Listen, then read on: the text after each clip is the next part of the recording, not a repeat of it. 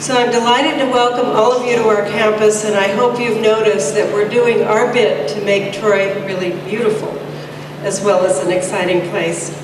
And your presence here signals an auspicious beginning for the first ever New York State Neighborhood Revitalization Conference. It will be held right here on our campus, September 21 and 22. And it's, yes, we're excited about it. I should mention that I'm an anthropologist, which most of you know. I'm a medical anthropologist, but I'm also an urban anthropologist. A lot of my career has been spent living and working in disadvantaged neighborhoods. And so this initiative has special meaning for me because I really know firsthand what some of the needs are, but also some of the changes that can be made.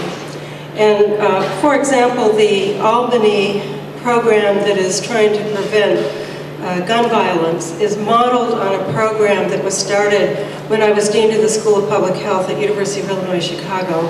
And it's modeled after the program Cease Fire that we had the guts to do, because in those days everybody said, oh, violence prevention has nothing to do with public health. Well, violence prevention has everything to do with all of our health.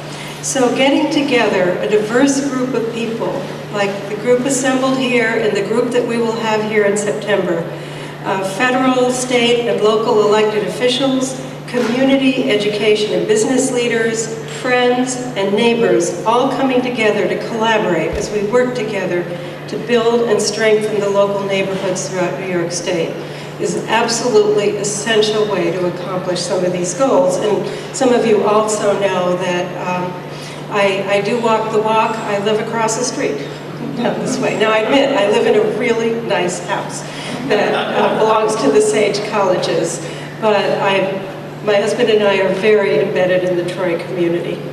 Sage enjoys being part of the Troy neighborhood. We understand and appreciate the relevance of the relationships between our campus and the community, and our students give hundreds and thousands, actually, of hours of community service. Not just in Troy, not just in Albany, but in the surrounding communities as well. And as people, our earliest recollections are imprinted from our lives in our local neighborhoods. Our local neighborhoods are where we first learned about being an entrepreneur by having a paper route or a lemonade stand. I still see those. Where we first felt a call to public service through our concern and compassion for neighbors and friends. Where we watched our sons and our daughters hit their first home run on the Little League field, graduate from school, buy their first home. All of us store powerful memories of the neighborhoods where we've lived or worked or spent a lot of time. Neighborhoods are where we create and share our stories, our successes, our dreams with our families and neighbors. And we thrive when neighborhoods thrive. We all recognize the importance and the urgency of building robust and dynamic neighborhoods. And I think for a moment about living in a squatter settlement in Guayaquil, Ecuador, when I was doing my dissertation research. And everybody at the downtown said to me, it's too dangerous, you can't do that, you can't live there. In fact, my nickname was Antropoloca, crazy anthropologist, because I was insisting on living in the hood. But the reality was that I was perfectly safe when I was in the neighborhood because the neighbors protected each other. I was a little more at risk going to and from the neighborhood, but neighbors take care of each other, and that's what we're trying to do with this initiative. So in September, all of us will convene here as we begin the collaboration and commitment necessary to ensure that our neighborhoods continue to grow and thrive and attract new residents, new businesses, and new opportunities for all of us who live, work, or visit New York State communities.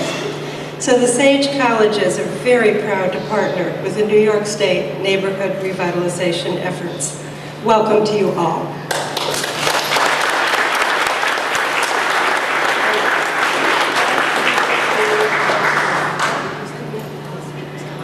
Okay, we have 5 speakers, and I'd like to ask them to sort of be nearby.